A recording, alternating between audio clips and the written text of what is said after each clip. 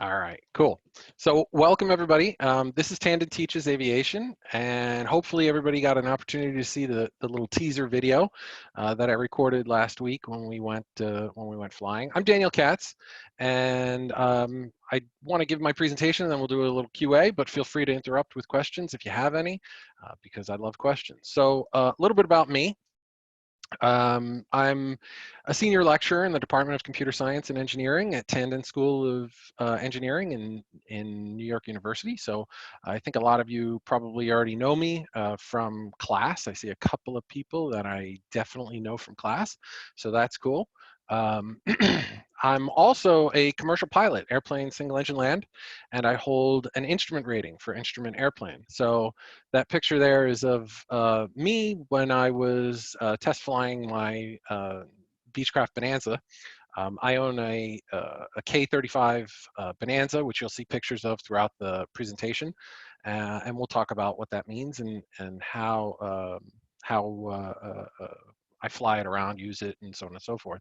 So aside from just being a commercial pilot, which is my avocation, which is something that I enjoy doing, and my teaching, which is my vocation, I decided to combine the two about 13 years ago and become a certified flight instructor so that I could teach people to fly and teach people how to fly in the clouds. So some of the stuff that I love to do is to go up on a cloudy, nasty day, kind of like it is in New York today, but not with that thunderstorm that came through a little while ago, because that thing was kind of scary.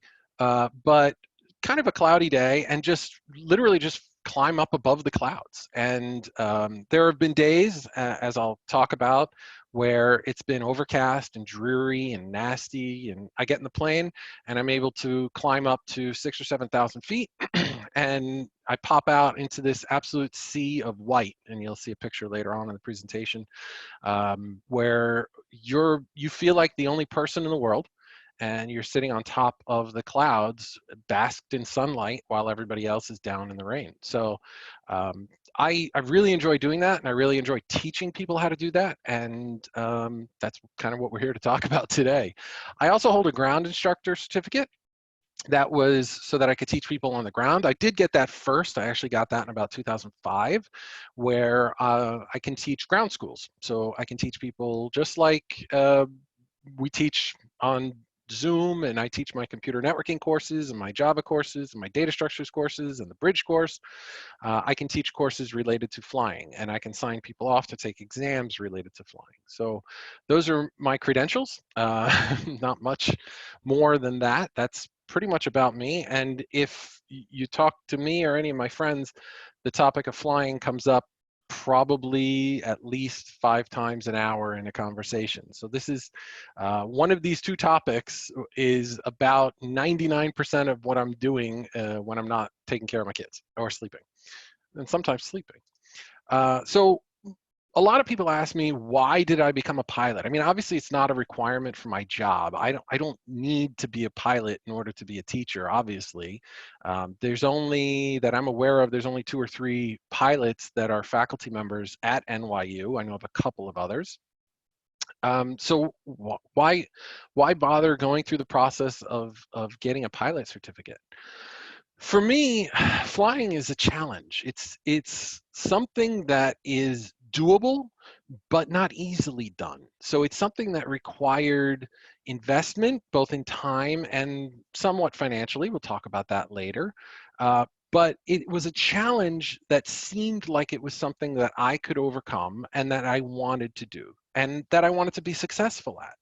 So back when I started in 2001, I was already fairly active in organizations related to aviation, and I had known that I wanted to get a pilot's license, but it seemed like it took an investment of time and energy to get over the hurdle to get this thing done. And then once it was done, it was an opportunity to see the world and to do an enormous number of things that I wouldn't otherwise be able to do. So the second part about this is, when I graduated from college, when I finished my degrees, when I finished my master's degree, I was working in the industry, and I was working quite a number of hours. So this was back in the late 90s, early 2000s, definitely the dot-com boom. Everybody was putting in, 20 or more hours per day. And there were a lot of days when I would simply sleep at my desk for an hour or two, and then go shower in the gym nearby, and then come back and keep going, change my clothes and that sort of thing. And what that led to was just an enormous amount of stress that I never got rid of, and it just built up and built up and built up. And obviously, people find outlets for their stress, and different people will find different ways of dealing with that. But for me, what I discovered was that when I get behind the wheel of an aircraft, when I get behind the stick, and as soon as, and you heard that in the teaser video, you hear me call clear prop. And that is a way for me to click my mind into the activity that I have to be in. So it sort of gives me a foundation of, this is what I have to pay attention to. And initially, flying took an enormous amount of mental energy for me. And so what I discovered was, I would go for a lesson for an hour, and I'd listen to this instructor who sat in the right seat, and he'd tell me what to do, and I'd do it, and so on and so forth. But I was paying so much attention to one task, just one thing, just keeping the airplane aloft and doing what I had to do, that I forgot about everything else that was going on. I forgot about the tasks at work. I forgot about everything in my life, my family, my girlfriend. Don't tell her that I said that, because she's now my wife. But I forgot about everything else in the world except for controlling the aircraft. And the bigger part about that was when I landed, aside from the sense of accomplishment, like, yo, I just landed an airplane, I would get out of the airplane, and all these tasks sort of sat on the table in front of me, or all the things that I had forgotten about 2 hours earlier were now sitting in front of me. And in my mind, I was able to pick them up one at a time, doing exactly the things that I needed to do in the order that I needed to do. So it sort of like grounded me, if you will. I mean, that flying grounded me. It doesn't make any sense at all, but it gave me a way to turn off all those external influences, focus on one thing for an hour and a half lesson, and come back at the end of that and be able to look at all those different tasks in a very different way and say, those are the ones that are really important, and those other ones can be pushed to the side and wait for a little while, and I'll get these done right now. So I actually saw my performance at my job and in life in general get better, just by virtue of the fact that I had that ability to shut down everything and start it back up in the order that I really needed to do it, rather than being concerned about, you get distracted whether or not you left the iron on or something crazy like that. There was none of that. When I went flying, everything got turned off. I focused on flying, and when I came back, everything got picked up in the order that I needed to do. So obviously, flying gives me the opportunity to visit places that I otherwise wouldn't. And you say, well, can I get an airplane ride to anywhere, or take a car to anywhere? Yeah, sure, but you don't. Every year, for example, my family, and I'll talk about this over and over again, but every year, my family, we fly to the beach at Block Island for the July 4th fireworks. And you're like, well, okay, I can see the fireworks on the Hudson. Yeah, absolutely, no question. But that's sort of like a family event that everybody looks forward to. And how many people would take the 6-hour drive up I-95 during summer afternoon traffic to take the boat over to Block Island just to see the fireworks? You wouldn't do that. It just doesn't make any sense. Hotel rooms on Block Island, we've looked, hotel rooms on Block Island for the July 4th holiday run about $500 to $600 a night. So it actually saves us money just flying to the airport, having dinner and a picnic on the beach, watching the fireworks, and getting back in the plane and flying home. So there's that. You wouldn't do some of these trips that I would do otherwise. Being able to get around as easily. So I'll tell stories about how we've had trips where we had to go to XYZ place for some family event, and just being able to hop in the airplane and say, let's go. That's a really great feature of being a pilot and having an airplane available. Camaraderie between pilots is kind of amazing because uh, all of us have sort of been there. It's a very tight-knit society, if you will, and everybody's invited, but you have to sort of take that leap of flying the airplane to understand what it means. We've a number of years ago, my wife and I flew out to Montauk, and the airport at Montauk is tiny. I mean, it's just a little strip of runway, and there's no services, not even a phone around. You use your cell phone. So we got there late at night, and I was looking for a cab company. This is in the days before Uber. I was looking for a cab company when a guy comes up, jumps out of his truck, goes over to his airplane, grabs a bag, and goes back in his truck. And as he's heading back for his truck, he looks at me and he goes, "Hey, do you guys need a ride into town?" And I go, "Sure, yeah, no problem. Appreciate that. Thanks." My wife and I jump in his truck and we talk about his Mooney and my Bonanza and flying in general for 5 minutes. And he drops us off in town, and my wife and I have a nice dinner. And as we're sitting there, my wife said, "Do you realize that we just got into a random stranger's car in the middle of the night, in the middle of nowhere?" And it sort of dawned on me that that was an odd thing. And I said, "No, we didn't get into a stranger's car. We got into a pilot's car." And it was sort of like, okay, well, that's a little bit of a different scenario. Not saying that that would be a great thing or something that you should be doing, but it didn't seem like it was a bad thing because he was a pilot and he had a plane and so do I, and so we're brothers. Or I don't want to say brothers, but uh, there was a camaraderie there. That's what I'm saying. All right. So just to give you a little background on flying, there's lots of types of aircraft, and how you get into flying depends on what it is you want to fly. So if you're going to get into flying, you kind of got to understand a little bit about the types of aircraft. Now, I'm using aircraft instead of airplane, and we use the term aviation instead of airplane, because an airplane is only one type of aircraft. An aircraft is anything that flies in the air. I mean, that's it. But an airplane is a fixed wing vehicle that flies in the air. So when I say aircraft, we can break this down into what we call certified aircraft. Now, certified aircraft means that you're going to be purchasing a product, very much like Ford and Mercedes-Benz and whatever car you might buy. You're buying something that the manufacturer went through the certification process to complete. And the certification process is a long, drawn out, tedious process in which the manufacturer and the FAA prove every nut and bolt works on the airplane as they expect it to work. And that is a very long and drawn out process.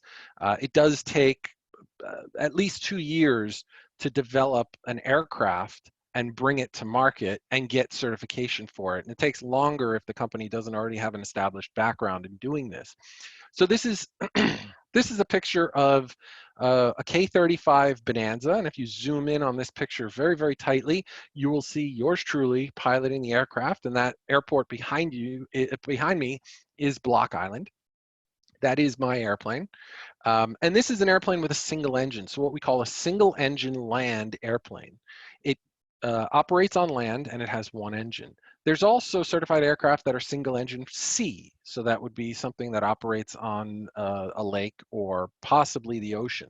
These are things like you'd see landing in the East River. So sometimes you see them landing in the East River is a single engine C airplane.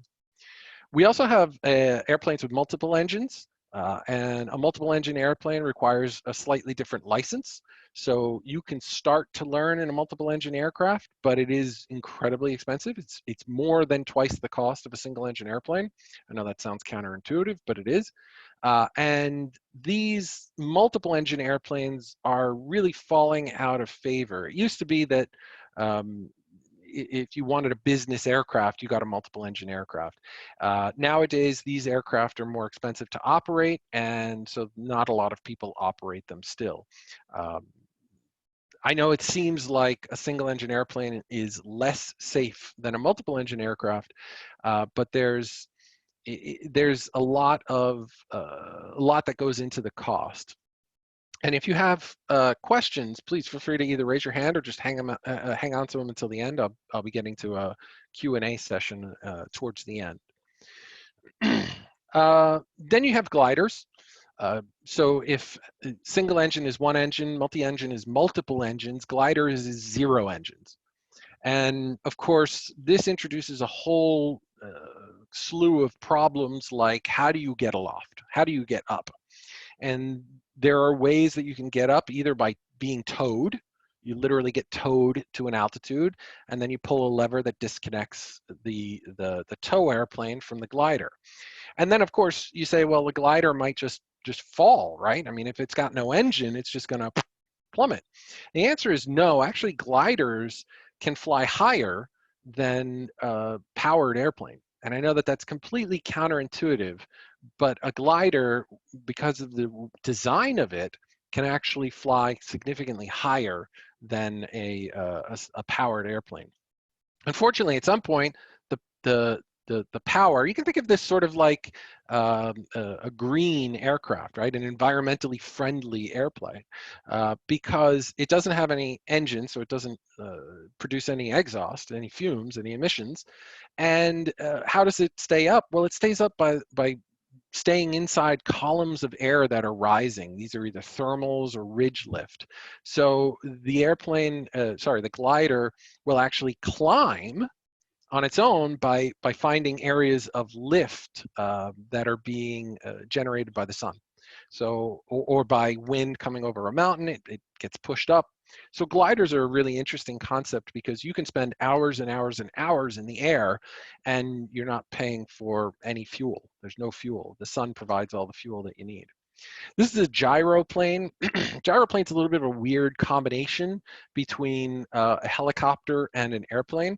It can't take off vertically, but it can get pushed forward by a propeller, which spins those rotors at the top, and the rotors at the top will produce lift. So airplanes are what we call fixed wing, meaning that the wings are always in the same place and the airplane moves through the air. A gyroplane and a helicopter are what are known as rotorcraft. And what that means is somebody decided that instead of the wing staying still and the air moving over the wing, let's move the wing and let the air stand still. Sikorsky was a complete maniac, but he made it work, to his credit. So gyroplanes are one of those categories. Of course, there's helicopters, which is, what we see all the time. These are rotorcraft, and they decided to take the wing and just spin it around as quickly as possible.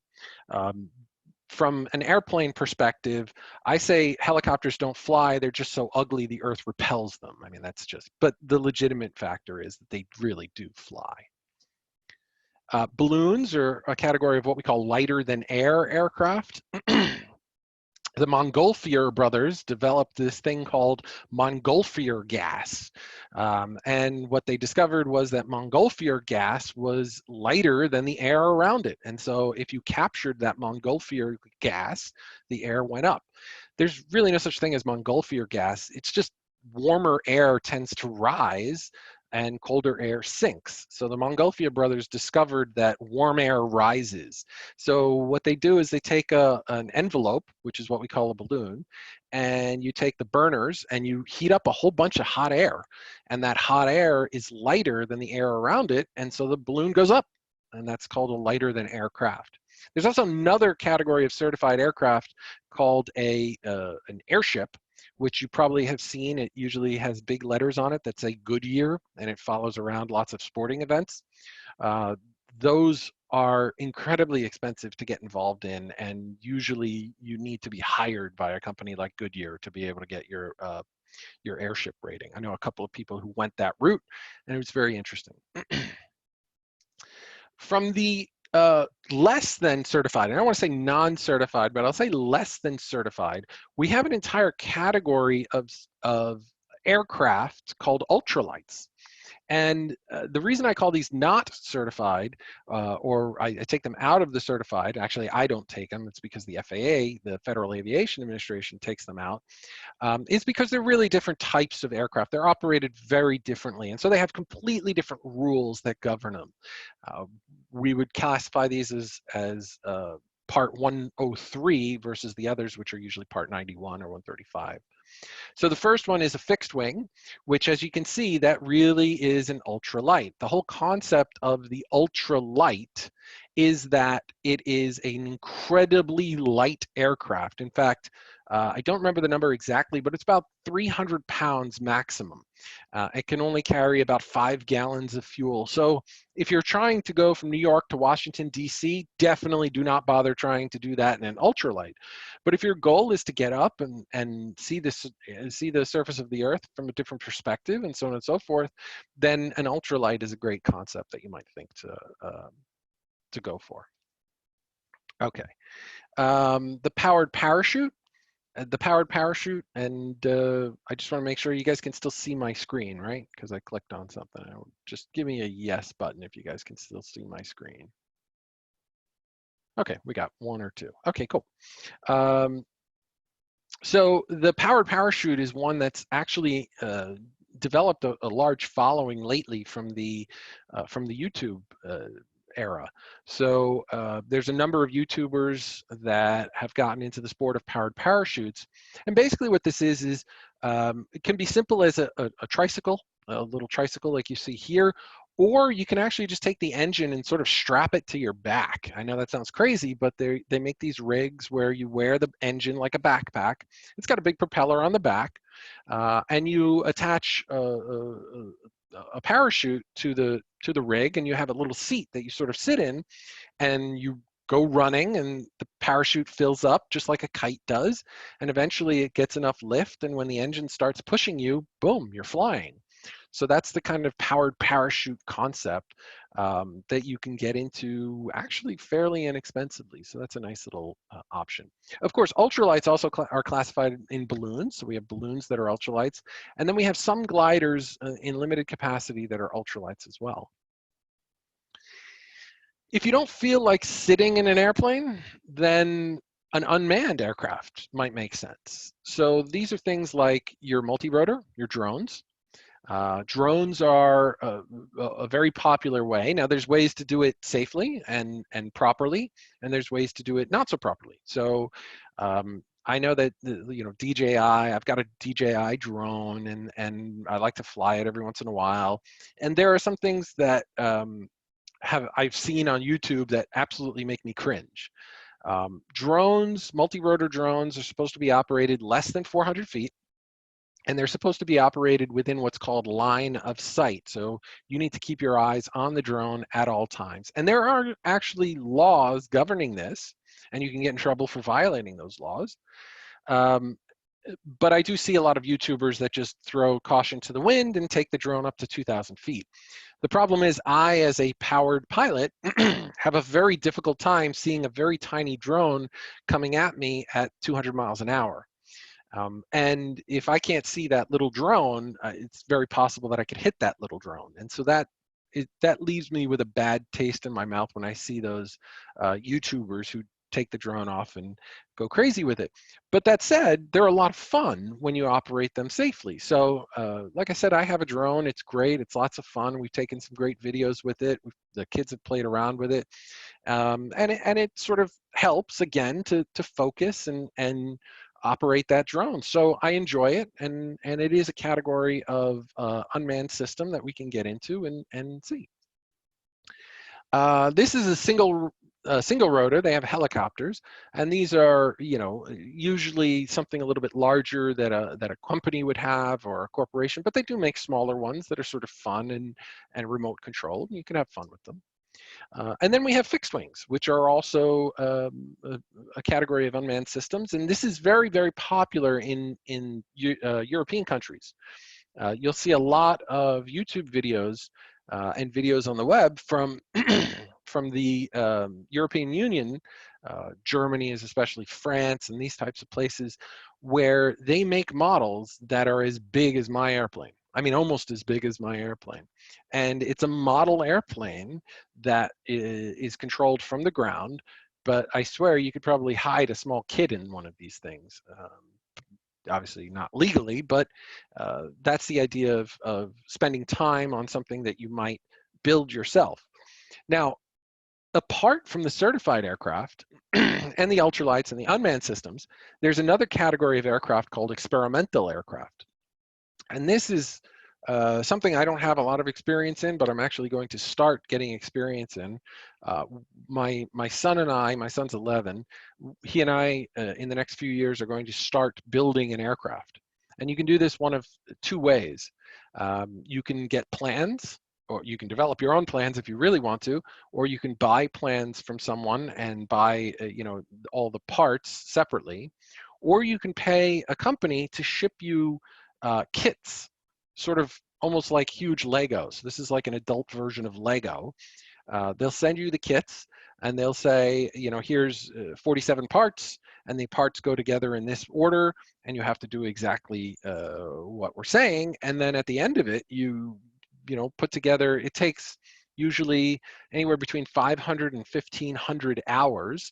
So about a year to 3 years. Some people take 5 years or 10 years, and they do it as a hobby to build an airplane, usually in their garage, or sometimes in a hangar, or really anywhere where you have enough space. I wouldn't recommend doing it in your living room. Your mom or your spouse might get really upset about that.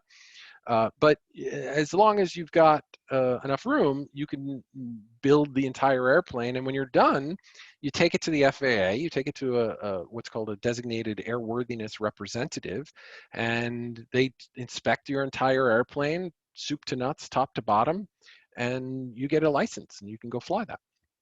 So my son and I are actually going to get into that. But that's the idea, different types of aircraft. And then the experimental category has all of the above, single engine, multi-engine, and so on and so forth. So let's talk about types of pilots' licenses. When you start off, you won't have any license. You'll be able to go in the airplane only with an instructor. But then as you step up, you'll get what's called a student pilot's license. And the student pilot's license allows you to fly alone. I know, that's weird, right? Because when you think about it, a driver's license, you're not allowed to drive alone, right? When you get your permit, your learner's permit, you're not allowed to drive alone. But when you get a student pilot's license, you're allowed to fly alone. And in fact, to get the next license, you have to fly alone. You have to act as what we call pilot in command in order to be able to move up to that next step where you can get a license and take passengers. And that always made sense to me because, when we go driving, you see teenage kids are distracted. You see news about it all the time. Teenage kids are distracted by friends and so on and so forth. So this sort of made sense that we mandate that you fly alone for a while. The sport pilot license is a smaller class of license. You still have single engines and stuff like that, but you're limited to how big an airplane you can fly. You can only have one passenger, two people is what it should say. And it's limited into how far you can fly, how fast you can fly, whether you can fly into JFK Airport and things like that. The private pilot license, and anybody who knows, there's another one in there called recreational pilot, but it's dying very quickly. There's not a lot of recreational pilots, so I skip over it. The private pilot's license is what a lot of people try and get and work for. A private pilot means you can fly with passengers, as many as you'd like. You're limited in the size of the aircraft that you can fly, only up to like 12,500 pounds. It's a really big airplane. But you can't be paid to fly, and that's really what a private pilot license means. You're not allowed to be paid to fly. You can have, for example, John Travolta. John Travolta has, I believe, a private pilot's license. That's all he has, because nobody's going to pay him to fly. He's going to pay to fly.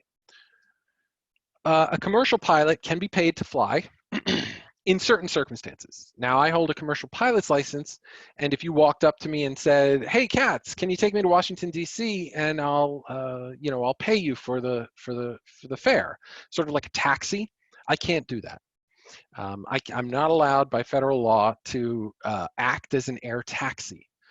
Now, what I can do is, if you own an airplane and you say, hey, Katz, can you fly my airplane with me in it to Washington, D.C.? Sure. You can pay me for that service. That's allowed to happen. Or, for example, commercial pilots might be banner tows, the ones that you see flying along the beach. Those are commercial pilots. They might be jump plane pilots, so planes that people jump out of with parachutes. I don't know why you'd want to do that, but sure, those are commercial pilots that fly those airplanes. There's quite a lot of opportunity for work in the commercial pilot realm.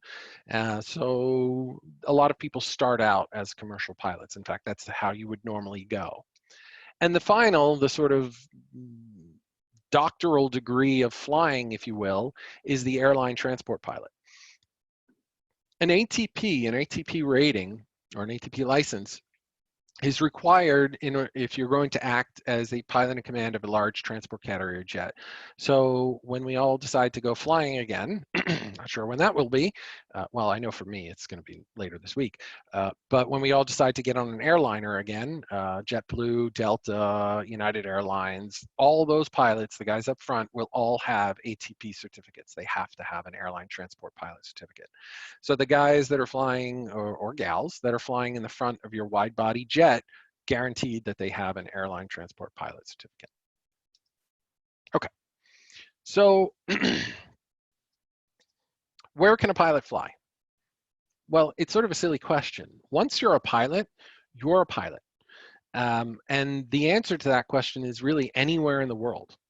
So this is a picture of me at JFK. I landed at JFK. One of my students wanted to see that it was possible to actually land at JFK. So we landed at JFK, and on takeoff, when we're taxiing out to the runway, there was a line of wide body jets. And I just decided to stick my hand out of the right side window, because I was the instructor sitting in the right side, and I decided to take a picture. If you zoom in very, very tight on that picture, that is a Delta jet, and the pilot is actually waving hello to me because he thought it was funny that he was following a Piper Arrow with a guy sticking his phone out of the right side of the window. So that was landing at John F. Kennedy International Airport. There I am with my daughter. It was Father's Day, and she wanted to fly the airplane. So you can see the controls are in front of her. I just passed her the controls, and she's able to hold on and fly the airplane. I'm still the pilot in command. Don't worry, this is allowed. It's all legal. This was the picture I was talking about where this is one of my favorite things in the world to do. On a rainy day, you take off and you get above those clouds, and it's absolutely crystal clear blue sky above you with this bright sunshine, and everybody else is seeing rain and gray skies. And it sort of gives you this idea that your perspective can change by just climbing 6,000 feet. And that's it. That's all you need to do. This was July 4th. July 4th, as I said, on the beach at Block Island. I already told that story. My daughter was taking a look. There's a lot of pictures of my daughter, none of my son. He comes later in the presentation, I guess. Shh, they'll get jealous. It's a bad thing. My daughter was taking a look at the Bahamas. We flew down to the Bahamas for a family vacation, and she was looking out at the islands of Exuma in the Bahamas. That's our flight there. And this is me. I was turning final approach to Brunswick Airport in Brunswick, Maine. One of my favorite things in the world to do is fly up to Maine and have lunch at a lobster place. The lobster rolls at Red's Eats, if you're interested, are fabulous. It takes us about 2 hours, 2 hours and 15 minutes to get up there, and then we can eat lunch and head back. And that's a fun day for the family. My wife often asks about that. The thing that I wanted to impress upon you is that I took all of these pictures last year. That's not even 1 year. I just took them last year. Michael's got a question. I think we're probably going to do questions at the end. Is that okay, Michael? Okay. I'll trust that I can't see your answer. So yeah, we'll do questions at the end then. So as a pilot, I can fly anywhere in the world, Canada, Bahamas, Mexico. I have a friend who flew down to Belize. We keep track of every single flight that we do. Literally, I've got, now there's a lot of electronics that do it, but I've got logbooks of everywhere that I've been. And every flight that I do, this is actually, I figured I'd show you the first flight that I did was December 22nd of 2001. Tells us the type of aircraft, the identifier for the aircraft, where we went from and to.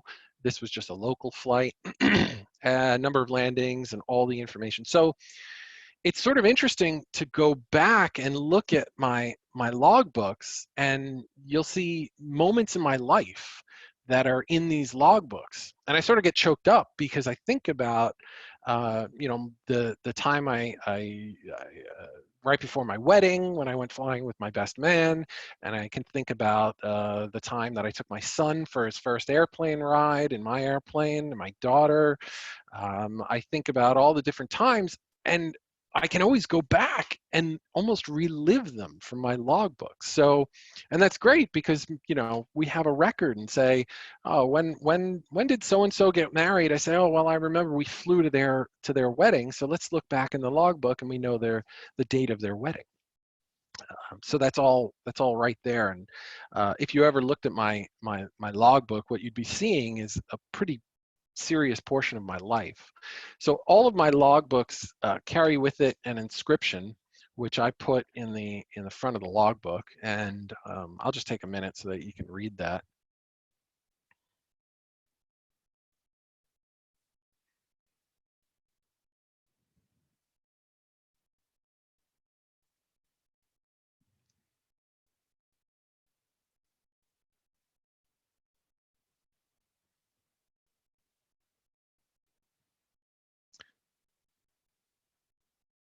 So yeah, so that the idea of keeping a record of your life is sort of weird for everybody else, but for a pilot, it's just absolutely normal.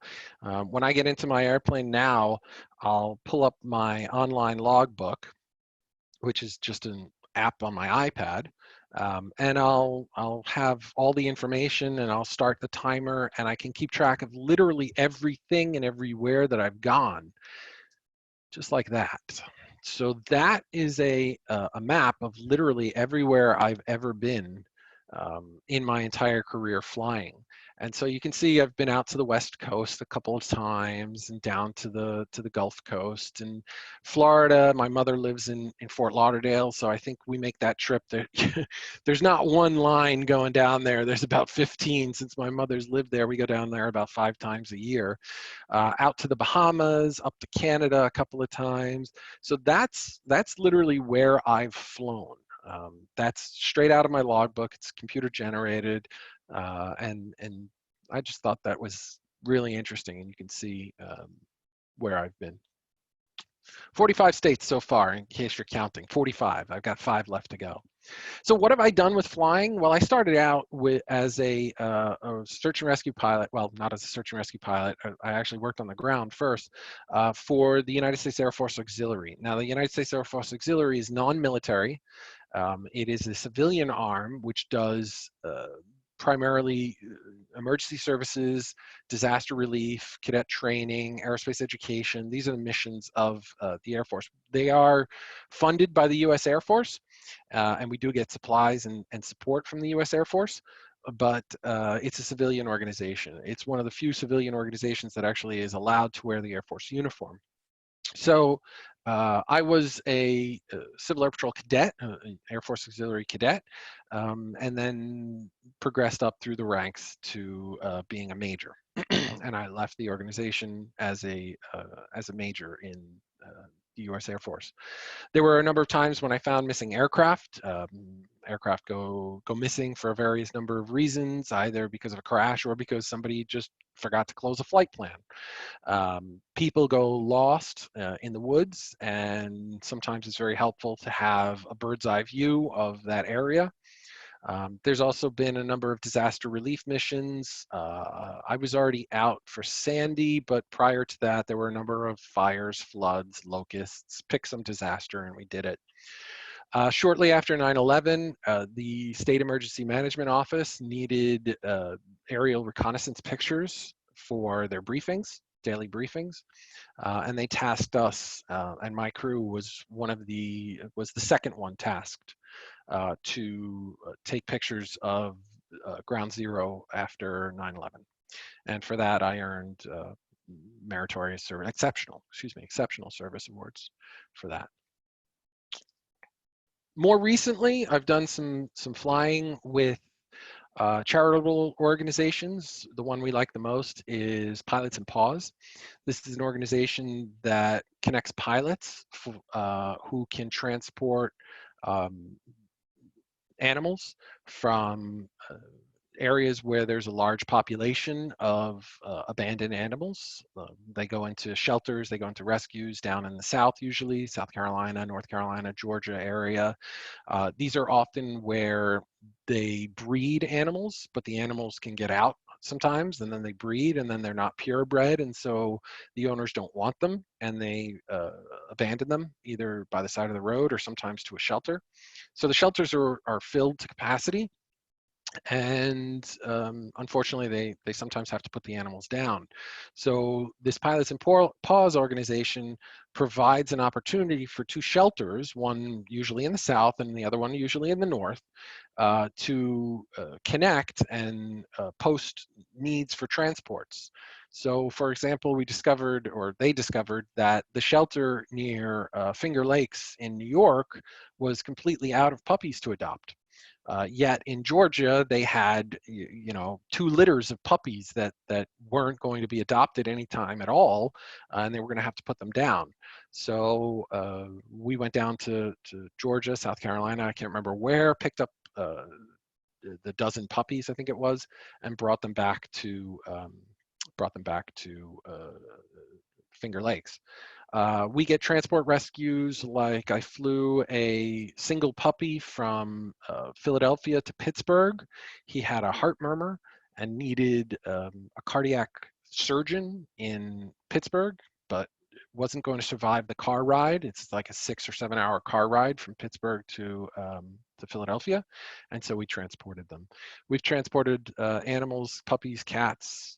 There was a transport request for a frog recently. I can't imagine that one. But in 2019, I flew 49 animals to safety using the aircraft, and that was about 7 or 8 flights that we did.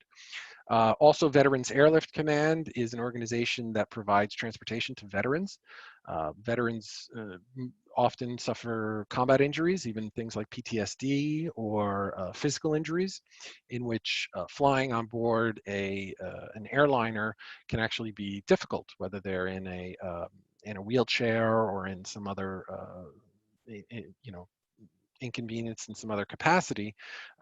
They could get into our aircraft and have comfort and transport to much closer destinations. So I transported an IED wounded veteran who lost a leg out to Washington, D.C. a number of years ago. And then I've also transported a PTSD patient from Walter Reed back to Staten Island. He had to come back home for some family obligations.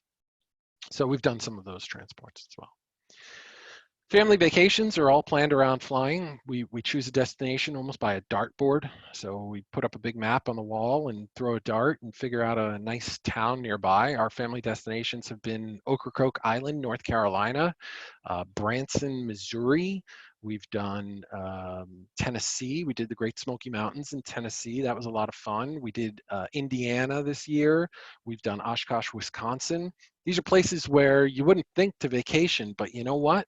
They're really great vacation spots. If you're looking for a place to drop a fishing line in the water and just enjoy the time, great places. Long weekends, we go up to Canada. I wanted to see the tides in the Bay of Fundy. Somebody sent my wife a video of the tides in the Bay of Fundy, F-U-N-D-Y. Go see it, it's amazing. And we walked on the surface, we walked on the floor of the ocean in the Bay of Fundy. That's some of the fun things that we've done. Sounds weird, but pretty cool, and lots of fun. Day trips up to Block Island, meeting friends for breakfast, lunch, or dinner. Somebody will send up a text message that says, "Hey, I'm going to Martha's Vineyard today for lunch on the beach. Anybody want to join?" And we'll all jump on board. The idea of family events, I always love telling this story because my wife's cousin got married in Norfolk, Virginia. and everybody was going down. They were from New Jersey, but they decided to have their wedding in Norfolk, and so they head down to. Everybody starts heading down on Friday afternoon. Well, guess what? Obama was in town that Friday afternoon, and it was a huge traffic jammed mess. We decided not to leave Friday. The wedding was Saturday, so we decided to leave Saturday. We take off on Saturday morning after breakfast, fly down. It's an hour and a half flight down to Norfolk. Get down there, and everybody at the wedding reception is asking us, how long did it take you? I said, oh, it was about an hour and a half. And they're all regaling us with stories of 13, 14, 15 hours in traffic on I-95, traffic in Manhattan, traffic in Washington, D.C. to get down to Norfolk. We skip over everything and just skip the Delaware, the whole state of Delaware, Delaware Bay, Chesapeake Bay, right into Norfolk. So it's much more direct. And we were well rested that evening while everybody else wasn't having a great time. So those are some of the fun things you can do. Who can become a pilot? I always get this question. Can I become a pilot? Yeah. The answer is yes. That's it. There's no more to this. You can become a pilot. You want to become a pilot? Become a pilot. And then you get, well, oh, I can't do that. Well, I wear glasses. Well, pilots are only required to have 20/40 vision, 20/40 vision with correction. So if you need glasses, wear glasses. There's no problem. We're not going to be flipping the airplane upside down. We're not going to be pulling hard G's. The contacts aren't going to come out of your eye. The only thing, if you wear glasses, you'll get a restriction on your medical license. So everybody has a medical license. You'll get a restriction on your medical license that says must possess glasses. And that's it. Carry them with you. That's all you have. Oh, maybe I have a medical condition. Maybe I have a heart condition. Well, if you can drive a car, you can act as a sport pilot. And you can certainly get into the unmanned aircraft even more easily. You need no medical certification for an unmanned aircraft. A glider needs no medical certification at all. So as long as you can drive a car, you can fly an airplane. I'm not strong enough. I've heard this one. I was actually surprised. I'm not strong enough. Pulling and pushing, and well, this is kind of silly because the hardest thing I've ever had to do in flying is literally opening a door. Pulling a handle and opening a door is about the hardest thing that you have in flying. And I've heard that from a number of different people who say, well, my shoulder hurts sometimes, whatever. I'm not good enough at math. They make these amazing tools. They're called calculators. We have electronic calculators. We also have old style. This is called an E6B. And that's a fancy name for a calculator on a wheel. This is a paper calculator. So even if you're not good at math, I know this is like the slide rule of flying, right? Your parents always talked about a slide rule. Well, this is it. This is the slide rule of flying. And as part of your private pilot's license, you'll learn how to use that thing, and then you'll just completely forget it and never use it again. Trust me, I know. I'm afraid of heights. Guess what? Me too. I'm afraid of heights. It's an entirely different experience, okay? We're not standing on top of a building looking over at the edge thinking, oh my God, if the building collapses or if the building, the wall gives way or this railing doesn't feel very safe. You're inside of a vehicle and you're fully contained inside of a vehicle and it's gonna feel entirely different. So you're afraid of heights, so am I. It's not a big deal. You get seasick, okay, but you don't get car sick. Right? A lot of people get seasick, but they don't get car sick, and they think that's going to mean that they can't fly. They're going to get sick in the air, and some people do. Some people get air sick. I've gotten air sick in the air. I was doing aerial mapping of a bomb range, and the pilot we were in a really big airplane. The pilot being in a really big airplane means that I was almost 6 feet aft of the center of gravity, which means all the turns in the airplane were happening in the wrong direction. So whereas my eyes went left, my body went right, which was the exact perfect way to make you airsick. And the guy up front was a former B-1 pilot who thought he was back on the bomb range. So he was diving at the, couldn't hold it. Definitely. I've gotten sick in an airplane. It happens. I don't normally get sick, because what happens is your body acclimates. Your body gets used to it. So even if your first lesson you start to feel a little queasy, that doesn't mean anything. The second lesson you'll feel a little less queasy, third lesson a little less still, and by the fourth lesson you've forgotten that you're queasy at all. That's always the one that gets everybody, right? But it's expensive. Well, an unmanned aerial system, a drone, can cost a couple $100s. I mean, you can take that and go fly. A powered parachute, for example, can cost anywhere between $2,000 and $5,000. Not too expensive. I mean, a little bit of investment, but not crazy. Gliders are a great way to get into flying, where again, you just have to pay for the tow up, and then you're done.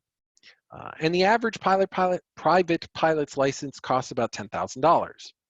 So that's a rough number. Everybody's going to be different. Every situation is going to be different, but about $10,000. So is it expensive? Yeah, it's more expensive than stamp collecting. Okay, so what do you do? Well, if you're interested in flying, the first thing that you can do is when all this coronavirus fun ends, sorry to bring that topic up again. I know we've forgotten it for almost an hour now. You can schedule a discovery flight. There are 5,000 airports in the United States. I'm not joking you, there are 5,000 airports in the United States. And if you search for flight school on Google, you'll find one that's probably less than 20 miles from where you're sitting right now. And you head out there and schedule a discovery flight. So give them a call, schedule a discovery flight. It usually costs about $100, $200, somewhere in there. You'll sit in the front seat, and with the instructor's permission, you'll actually get to fly the airplane. Anybody who I take on a discovery flight definitely flies the airplane, but I can't speak for every instructor, and most of them do. You can also check out the Aircraft Owners and Pilots Association website. They have a You Can Fly program, youcanfly.aopa.org. That's a good way to find a flight school as well, so you can search for that. And then go fly. All right. I saw that there were a couple of questions. I skipped over them. I'm sorry. I'm open to answer questions about absolutely anything, so please feel free. Michael, what type of license would somebody in the military have? The military actually has their own, excuse me. The military has their own complete licenses. So I assume we're talking about US military. When you start, you go through what's called UPT, Unified Pilot Training. And that's your basic training that you would do as a private pilot. So they go through UPT and they complete UPT. When they're done with that, they'll move on to something like I think it's the T6 that they move on to. They'll move on to a slightly faster airplane, and they'll learn things like formation training and things like that. They hold no licenses at all. No licenses at all. All it is a military certification that you can fly that aircraft. And they don't need any certificate. They don't need any paper that says that they can fly it. They literally have the military to say that they can fly it. When they move up, they can apply for their FAA certificate. So these are civilian versions of their military certificates. The military versions of their certificates are sort of equivalent. So somebody who's got, 1,000 hours of C5 Galaxy time is going to already have what's the equivalent of an airline transport pilot certificate. So very often the military pilots will walk out of the military with their licenses in hand to be able to literally the next day get a job at JetBlue or United Airlines or anything like that. From that position, they would then go through indoctrination through INDOC, where they would learn all the ground school, and then they'd fly a simulator. So I'm going to say something right now that sounds a lot scarier than it is. The next time you get on an airplane, there's a good possibility, or not a good possibility, but there is a possibility that the co-pilot, the person up front, has never actually flown that type of airplane before.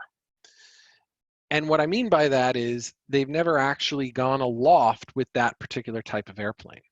So they've gone flying before and they know how to fly. When you get type certified, which all the large aircraft will require, you get certified for that particular aircraft. And to do that, you have to go to a ground school, which usually takes 2 or 3 weeks.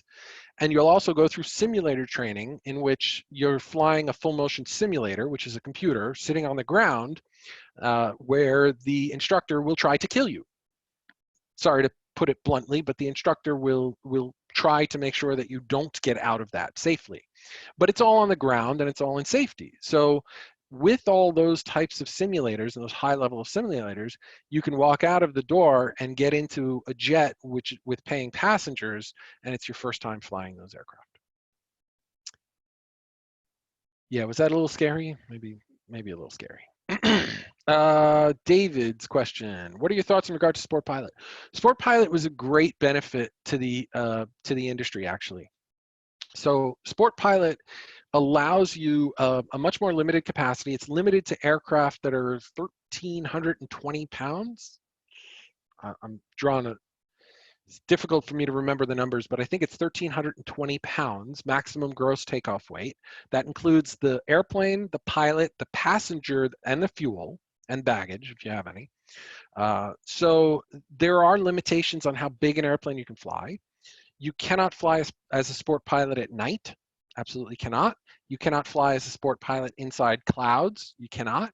But apart from that, there are additional endorsements which you can take. So it's sort of, you do the sport pilot license to be able to fly, but you can only fly locally, basically. And then you get an endorsement that allows you a little bit more capability, like flying into Class Delta airspace, which is a control towered airspace, or flying into larger and larger and larger airspaces. One of the big benefits of Sport Pilot is that it does not require a medical at all. As I mentioned in the presentation, you only need a driver's license to operate a Sport Pilot aircraft. And people have taken these, you know, across the country. You can take a Sport Pilot airplane really far, but you're doing it at a slower speed. It's a maximum calibrated airspeed of, I think, 100 and I've forgotten the rule exactly, to be honest. I'd have to look that up. But you have a maximum airspeed that's relatively slow. You have a maximum capacity of 1 passenger. You have a maximum weight, which generally means a maximum amount of fuel, because fuel weighs something. It's not 0. So all of these sort of are restrictions that you're placing, which is fine if what your intent is to do is to go up and fly around and have what we call a $100 hamburger. The $100 hamburger is, there's airports that have diners attached to the airport, or a restaurant that's right nearby. Or even if some airports have a crew car where you can just borrow the car. They just give you the keys if you buy gas. And you drive to a cheap hamburger. So you have a $5 hamburger, but it costs you $95 in gas to get there. That's a $100 hamburger. If that's your purpose, if your point is not transportation from A to B, Sport Pilot is great. And I think it really is good. I enjoy flying at night. I enjoy flying in the clouds. I enjoy going from here to Fort Lauderdale or Canada or somewhere like that. Sport Pilot can't fly international. I don't think you can fly internationally. No, you can't, because you don't have a medical. Maybe Bahamas. Bahamas lets everybody go as long as they bring their money. I didn't say that out loud. But yeah, you can definitely fly as a sport pilot. Arame, currently taking private pilot lessons. Great. Are you working on private pilot, Arame? Am I saying your name right? I'm sorry if I'm saying it wrong. Everybody says. Yeah, that's right. So you're doing private pilot? Yeah. So you know you've got the written exam and you've got the check ride. Do I have any advice on written? For the written, if you're actively, one of the biggest problems that we have with people that take the written exam, the written exam is difficult for people who are getting back into education. So I've taught people who are like 40, 50 years old, and they come back into aviation, or they come back into education, and they go, I don't know how to study anymore, right? But as we all know, you and me, right? We know how to study because what's coming on Wednesday, right? Final exams. So it's sort of like that. Now, the written exam for the FAA is an entirely different situation than what you'd have in a college, university learning environment. Arame, if you don't already have either the Gleam, the red Gleam book, Gleim, IEM, GL, Gleam. I can't remember how to spell it exactly. If you don't have that one, or you don't have the exams for pilots website, the FAA publishes virtually every, not every, they used to publish every question on the exam. Like, no joke. There were 1,000 questions on the exam. I remember this from my instrument rating back in 2002. They published every question, and they're multiple choice. So all I had to do was memorize 1,000 questions, multiple choice, which, gosh, I'm sure my students would love it if I did that. They just sit down and memorize all the questions, and then they only have to take 60 questions. They do 60 questions, but as long as they memorized all 1,000, everybody would get an A in my class. They don't do that anymore, but what they still do is they publish one question from every one of the PLT codes, every one of the pilot codes. So these are sections that test your knowledge on, for example, wind correction angles using the E6B. If you know how to do those, you're good to go. You're golden. So Arame, as far as the written exam, I would say the Gleam book gives you each of those questions that are public as well as the answer. And it's like $20 from Gleam. For the check ride, I don't know about you, but I always got check ride anxiety. I've been through, I don't know, 7, 8, 9, 10 check rides by now, probably 10 check rides, not to mention my annual recurrency checks. Every 2 years, a pilot has to fly with an instructor to recertify, not with the FAA, but just with an instructor. So every time before a check ride, I always get a little nervousness. With the FAA check rides, I probably didn't sleep well the night before. The best thing I could say is calm down. What they're looking for on the check ride is that you know how to do what you're supposed to do and you know how to do it safely. So silly things like I tell my students, if you're going to be doing a short field landing and you're going to miss your target, go around. Go around. So if the FAA guy is asking you to land at a very specific point and you're going to come up short or you're going to come up long, then go around because you're allowed to do that again. Take a look at the ACS, the Airplane Certification Standards, the Airman Certification Standards, excuse me. Memorize the ACS, memorize the questions, and for your oral exam, get ready with this one. Okay. I hope that's enough. What do you think? Is that the question was kind of generic, but if you had more specifics. No, that was it. Thank you. That's it? Just relax. If your instructor says you're ready, you're ready. Did you solo yet, Arame? Sorry, so what? Did you solo? Oh, yeah, I did. Isn't that amazing? It is. But it's Yeah. hard. It's hard, but it's such an amazing thing. So what I was asking was, did Arame fly the airplane alone yet? And yeah, that's, I have 3 experiences in my life that I will never forget. 3 experiences. 2 of them are the birth of my 2 children. And the last one, I'm sure you can imagine. I remember on that day, I soloed on December 31st, the last day of the year in 2001. And I remember my instructor was sitting in the right seat. And, he said, okay, go around, take it around 3 times. And he unplugged his headset and he was walking out of the door. And I said, wait, do you want me to stop or should I just do touch and goes? And he was gone. And it was sort of like, okay, here I am. I'm going to do this. And, as soon as the wheels broke the ground from the runway, I remember the thought that went through my head was, okay, Dan, you did that. Now you got to get this thing back in one piece. So it was sort of like, foundational. That's something that I will never in my life forget. I'll never forget the birth of my 2 children, and I will never forget the day I left the earth on my own. Arame, did they cut your shirt? Not yet. Oh, come on, you got to do that. They should take it on your solo. That's one of the best things, one of the best parts. What else we got? Anna, Your son just turned 17. Okay. So one of the questions is there an age requirement to get your private pilot's license? Yes. And the minimum age to fly gliders alone, to fly a glider without anybody else on board, the minimum age is, I know, Anna, you're going to freak out in just a second. The minimum age is 14. I've talked to my wife about this.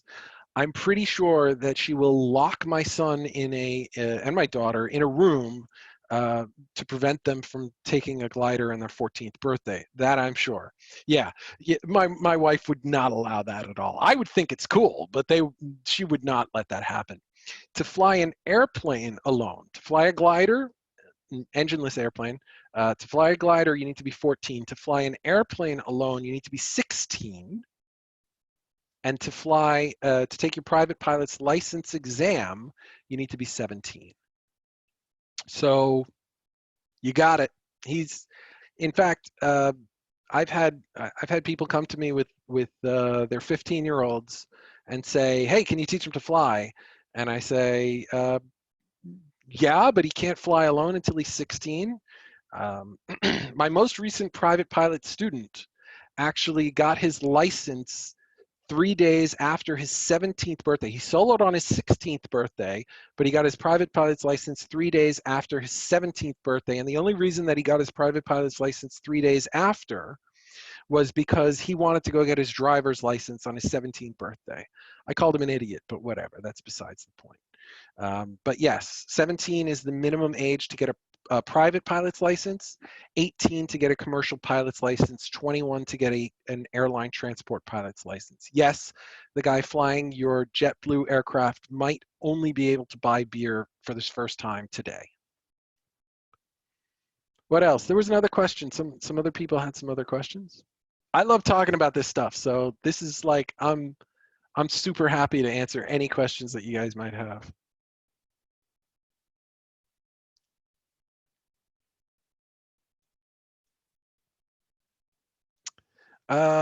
David, so I don't I don't publicly instruct. I have one student that has an airplane at Central Jersey Regional Airport, and we fly out of Central Jersey Regional Airport. My airplane is kept at Old Bridge Airport, which is 3 November 6. So I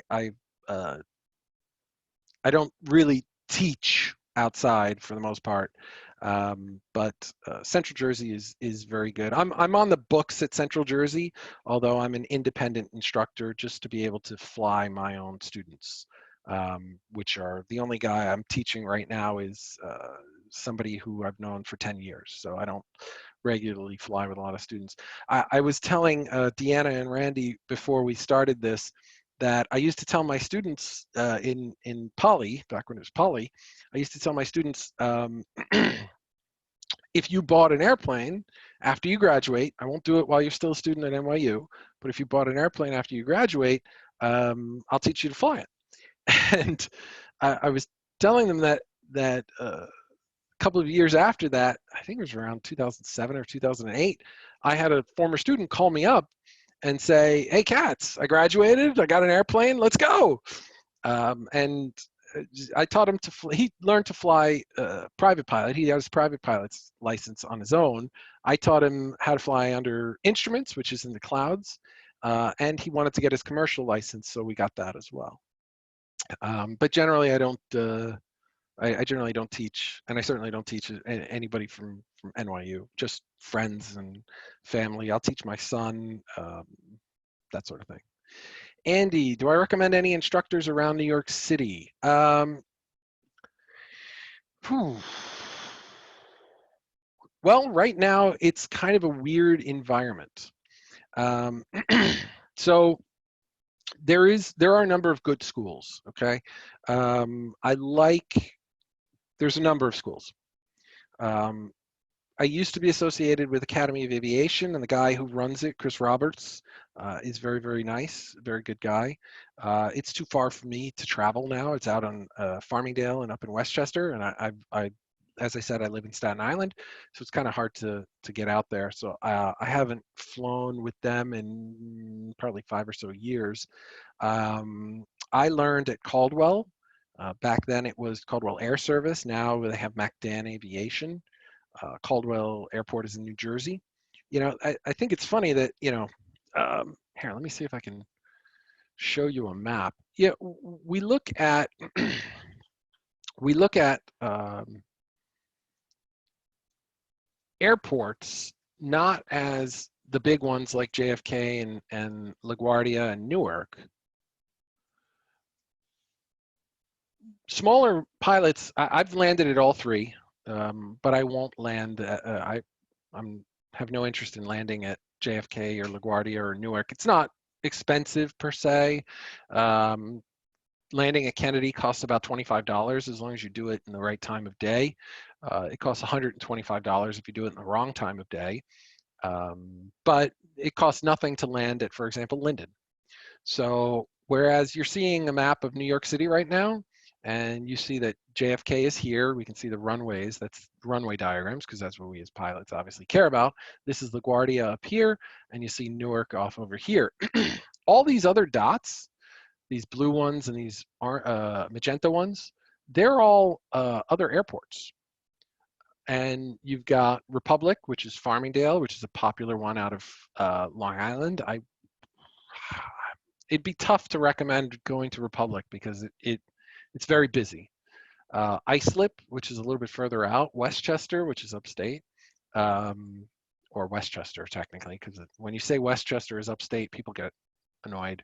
And then you can go further out and further out. As you get further from New York, costs tend to decrease, okay? But that's just the case of it. If you're in the Bay Area, it's kind of San Francisco Bay Area, it's kind of expensive. Major metropolitan areas, if you can get a car or a train to get further away from the metropolitan area, it gets significantly cheaper. How much does it cost to own an airplane? Oh, Ilya. You know, it's funny. I made the mistake of actually calculating for 2019. I calculated what I spent, and you don't want to know. I don't even want to know. Owning an airplane, I don't own something basic. Okay, I own a 4-seat complex high performance aircraft. Buying an airplane can be done for as little as like $20,000. Yeah, it's not much. Buying an airplane, in fact, Ilya, you know, it's funny, you say, which flight simulator do I recommend? I know people with flight simulators that cost more than some of the airplanes. No joke. That could get very, very expensive depending on, you know, options and computers and things like that. I mean, you're starting a flight simulator, you need a machine to run it, right? If you don't have a machine or you want something designed for that purpose, you could start at $3,000 or $4,000. That's the same sort of investment that you might make into something like a powered parachute. Okay, that's a possibility. For an airplane, because you specifically said airplane and not aircraft, something small would be equivalent to like a 152, a Cessna 152, which would hold me and my son. In fact, my son and I have gone flying in a 152. That's where I gave him his first flying lesson in. But more than that, I can't take myself. I'm a bigger guy. I can't take myself and somebody else my size because there's just too much weight to be able to take it into the aircraft. So purchase price, $20,000, let's say, is a basic purchase price for an entry-level airplane. The maintenance is where it gets expensive. Keeping it tied down will cost about $100 a month. And when I say that to people who park their cars in New York City, they're astonished because it costs more to park your car. In fact, the parking lot near school in Brooklyn, if you want to park, if you want to get a monthly parking spot at one of the lots near NYU in Brooklyn, it costs more than I pay for a private hangar inside indoors. And there are outdoor parking that are much cheaper. Outdoor parking is about $100. Indoor parking is more expensive. So for the outdoor parking, it's like $100. Insurance is insurance is like, I mean, you don't even really need it. You're not required to have insurance like you are in New York, but everybody gets it. That's like $100 a month. Um, and then your maintenance, you need an inspection. Every year the airplane goes through a complete inspection, which costs anywhere from $100 to $200 a month. But you pay it once, so it kind of hits you real hard between $1,200 and $2,000. And then if something breaks, you got to fix it. So how much does it cost per year? Rough estimate, without the cost of the investment itself, you can get that down to, let's say, roughly $5,000 a year. If you do some of the work yourself, which you're allowed to do in some cases, and you help out with doing the inspections and the required stuff, it might be as little as $5,000 a year. What does it cost me? I'm not telling you because it's more, and I don't want you guys or my wife to know. No, I'm kidding about that. She knows, but it's a pretty. We take our airplane a lot, and so my fuel bill last year, my fuel alone, was I think around $8,000 or $9,000 for fuel. But that's because we went to the Bahamas in 2019. We went to Canada 3 times in 2019. We flew about 140 hours. I always say this because I think it's a cool number. My daughter is now 6 years old, but when my daughter turned 1, she had not been on the face of the earth for 3 full days. 1%. So there's 365 days in a year. For 3 full days, 72 hours, my daughter was in an airplane not connected to the face of the earth. So that's, we fly a lot. Ilya, when I say 20K, 20K is the going rate for something like a 152. Not sure what's going to happen to the market. Everybody's kind of holding their breath about what's going to happen to the market as a result of all this shutdown. So I don't think you'll see a $20,000 Skyhawk. You might see a $40,000 Skyhawk. That's what it was around. A Skyhawk is a Cessna 172. It's a really basic training airplane, 4-place. But for a 4-seater, you're probably closer to 40K. For a 2-seater, you're closer to 20K or 25K.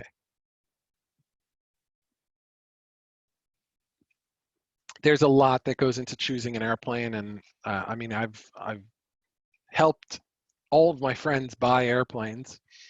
Some of them went a little bit more budget. Some of them went a little bit more expensive. I sort of shot the middle ground. Everybody wonders what my airplane cost. I bought my airplane for this one. Let's see if I can bring it up.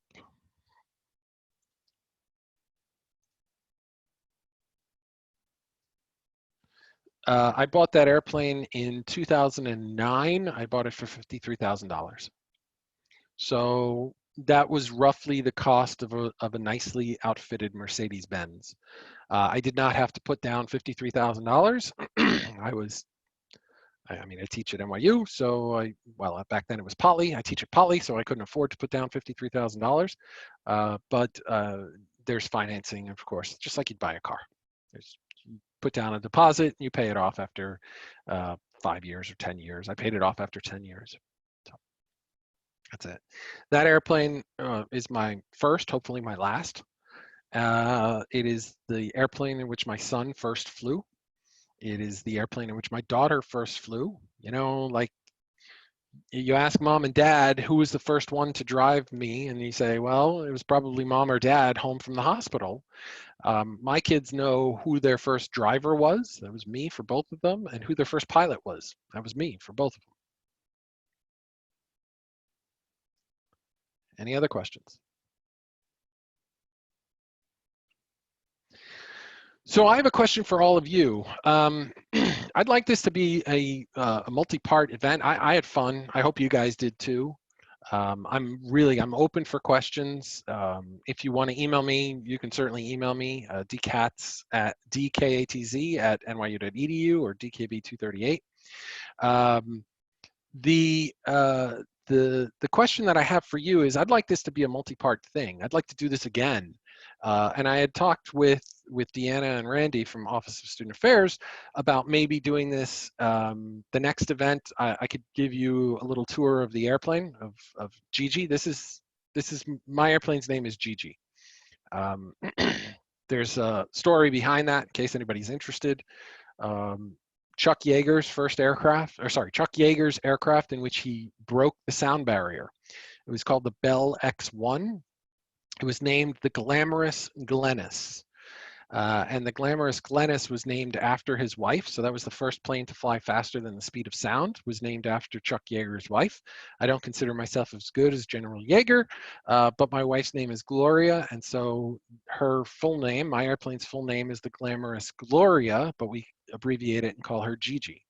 So that's the name of the airplane. It is not painted on the nose. I'm not going to do that. But I thought maybe some of you might be interested in getting a tour of the hangar, getting a tour of the airport, and seeing Gigi. I don't think I can keep the internet connection going while we fly, so that's not going to happen. But if you want to see the hangar and get a little tour of the airplane and a close up, and I'm open for questions and answers, if that interests you, just go ahead and smash the yes button, and we'll take a little vote on that if we want to do that in the next couple of weeks. I'm not sure when we'll get that scheduled, but I'm certainly willing to show you guys that stuff. Any other questions?